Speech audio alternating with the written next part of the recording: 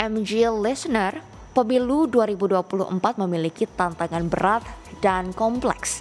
Salah satunya menghadapi himpitan, tahapan pemilu, dan pilkada.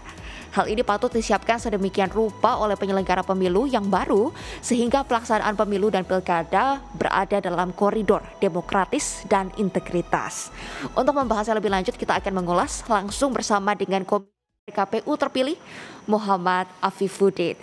Halo, selamat pagi Mas Afif. Selamat pagi Mbak Mercy. Selamat bertugas nanti Mas Afif setelah dilantik oleh Presiden Jokowi siang nanti. Ya, terima kasih. Mas Afif, Presiden kemarin memerintahkan penyelenggara pemilu untuk langsung bekerja mempersiapkan pemilu 2024. Nantinya langkah awal apa yang akan dilakukan, Mas Afif? Ya, baik, terima kasih Mbak Mercy.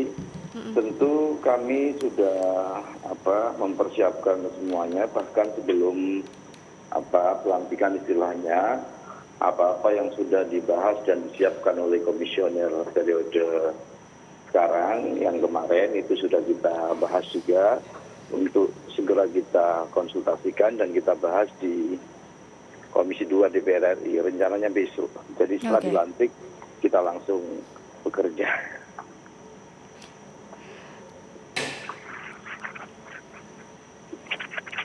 Oke Mas Afif, kalau misalkan ini kan perlu ada satu visi dan misi di antara anggota KPU dan Bawaslu nih untuk sebelumnya nanti membawa plan ini atau rencana ini keluar. Nah ini apakah sudah ada komunikasi nih? Seperti apa sih tanggapannya dari KPU dan Bawaslu mengenai misalkan 3 periode? Nah ini nanti bagaimana pandangan dari KPU dan Bawaslu sendiri, Mas Afif? Ya, sebagaimana selama ini kita sering sampaikan dalam banyak forum bahwa baik KPU maupun Bawaslu kita semua bersepakat menyiapkan segala sesuatu yang sudah diamanatkan oleh undang-undang konstitusi, yaitu bahwa pemilu insya Allah akan digelar di 14 Februari 2024 dan kami sedang menyiapkan semua tahapan menuju ke sana. Baik KPU maupun Bawaslu kita semua sedang menyiapkan tahapan-tahapan itu. Jadi nanti mulai bulan Juni insya Allah, kalau besok sudah selesai konsultasi, tahapan menjelang pemilu 2024 akan segera diluncurkan, dimulai, dan proses-proses seperti pemutakhiran daftar pemilih, pendaftaran partai, dan seterusnya sudah bisa dimulai. Baik, kuncinya adalah sesuai dengan konstitusi undang-undang ya Mas ya untuk menyelenggarakan pemilu 2024 ini. Nah ini saya juga mau tanyakan nih Mas Afif mengenai pemilu 2024 kan ini memiliki kekasan dan kerumitannya sendiri. Sebut saja terkait dengan pemanfaatan teknologi dan juga pemuktahiran data yang tadi Mas Afif katakan, perhitungan dan pemantauan hasil pemilu serta meningkatkan efisiensi dan keamanan. Belum lagi saat ini kan kondisinya pandemi COVID-19. Nah ini protokolnya seperti apa? Nah bagaimana menjawab hal-hal tersebut Mas Afif? Iya, kalaupun ada inovasi dan pengembangan, tentu yang kita jadikan pedoman adalah aturan yang diatur oleh baik undang-undang maupun PKPU sebagai turunan dari penerjemahan undang-undang. Jadi kami sendiri melihat tantangan pemilu serentaknya atau pemilu nasionalnya, pemilu DPR, Pileg, Pilpresnya sudah pernah kita lakukan. 2019 kita belajar bersama, memang pilkada yang dilakukan di tahun yang sama ini akan membuat ada beberapa tahapan yang bersinggungan, beririsan, sehingga berpotensi menambah beban penyelenggara. Nah ini yang kami antisipasi. Nah tentu salah satu caranya dengan melakukan beberapa hal yang bisa kita efisienkan dengan misalnya memanfaatkan teknologi informasi. Tetapi sekali lagi Mbak Mercy, koridor kita tetap apapun yang kita lakukan, dasar pijakannya adalah undang-undang, aturan yang sudah lebih awal harus kita siapkan dulu. Dan insya Allah kami semua sudah menyiapkan beberapa terobosan, termasuk mengkomunikasikan dengan para pihak, mengerjasamakan dengan para pihak, sehingga beban yang dianggap berat ini bisa relatif dipikul bersama dan berasa ringan begitu. Baik, Mas Afif, saya setuju sekali nih, pemilu dan pilkada serentak 2024 ini perlu belajar dari tahun 2019 kemarin dan tidak Ya, boleh mengulang kasus kematian seperti yang terjadi terhadap penyelenggara pemilu yang kelelahan di tahun 2019.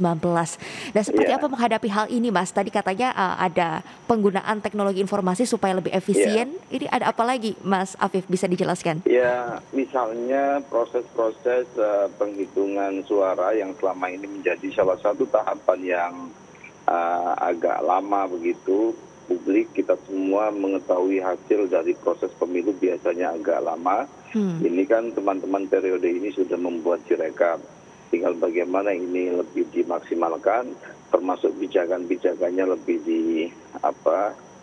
diupayakan agar bagaimana bisa menjadi mekanisme yang ofisial gitu sebagai oke. proses yang dianggap penghitungan resmi misalnya.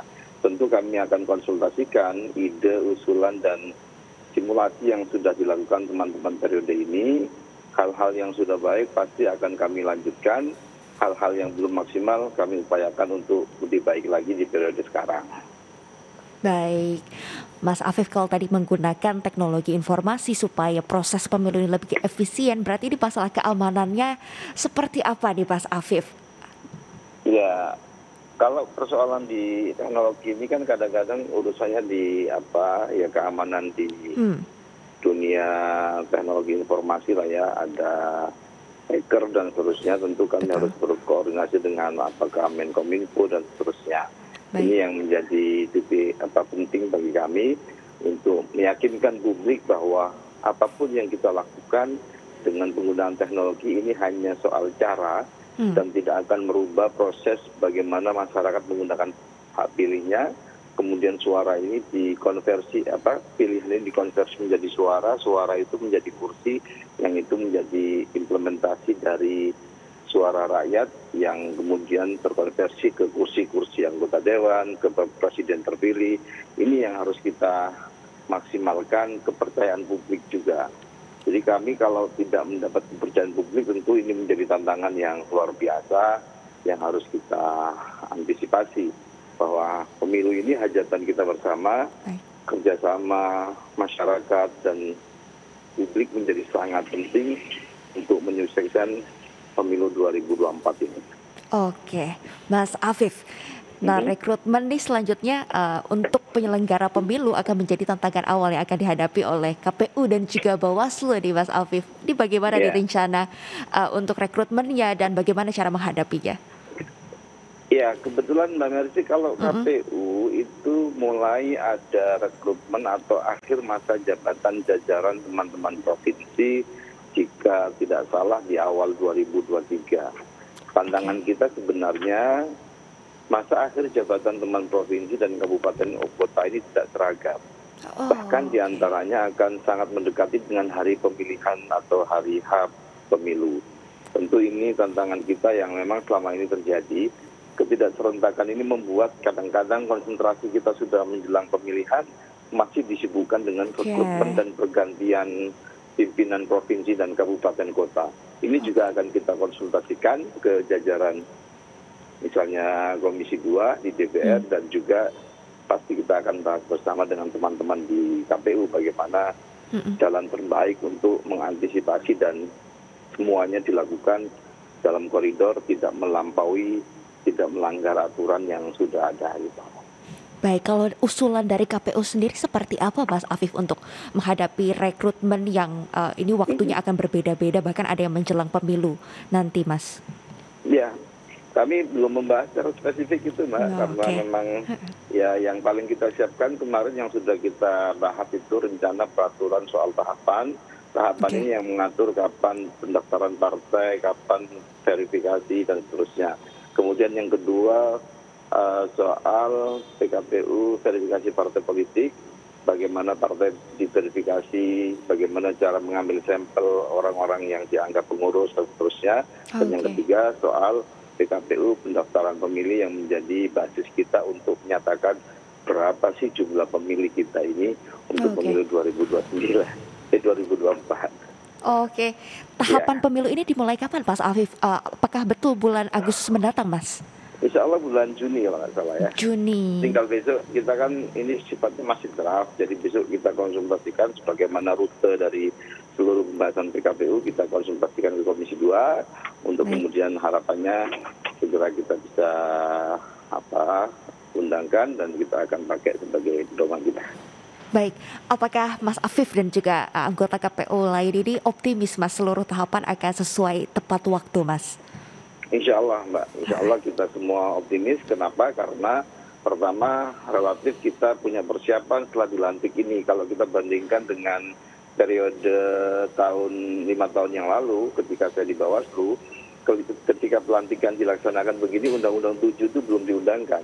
Jadi kami harus memahami hal baru setelah itu diundangkan. Kalau sekarang kan Undang-Undang 7 ini sudah pernah kita pakai dalam pemilu 2019. Jadi kita tidak terlalu banyak lagi harus memahaminya karena sudah pernah kita praktekkan. Oke, menarik sekali ini Mas Afif. Nah kalau saat ini saya juga pengen tanya nih lebih ke Mas Afif untuk Mas Afif ini. Nah Mas Afif kan sebelumnya berada di Bawaslu ya sebagai pengawas pemilu. Apa yang menjadi alasan Mas Afif sekarang menjadi anggota KPU, Mas? Ya, pengalaman di lembaga pengawas ini mau kita maksimalkan menjadi bekal kita untuk mengelola pemilu di 2024 di penyelenggara teknis.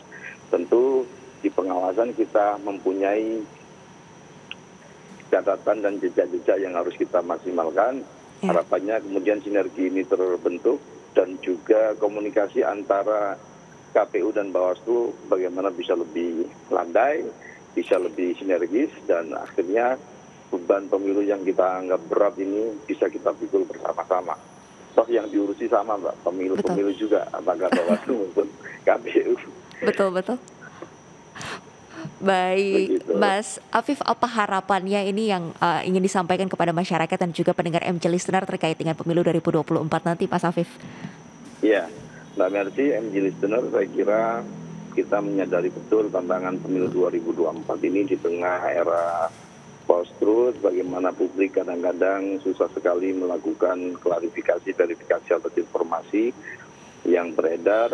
Maka kami berharap sinergi dan kerjasama dengan semua pihak. Apa-apa yang kita dapatkan dari media, manapun sumbernya, kadang-kadang kita perlu untuk kemudian memverifikasi kebenarannya, jangan langsung percaya, apalagi situasi yang sifatnya sangat provokatif. Terutama kami di penyelenggara sangat sadar betul potensi-potensi yang terjadi di 2019 kemarin akan terulang lagi sebagai modus untuk melakukan delegitimasi terhadap penyelenggara.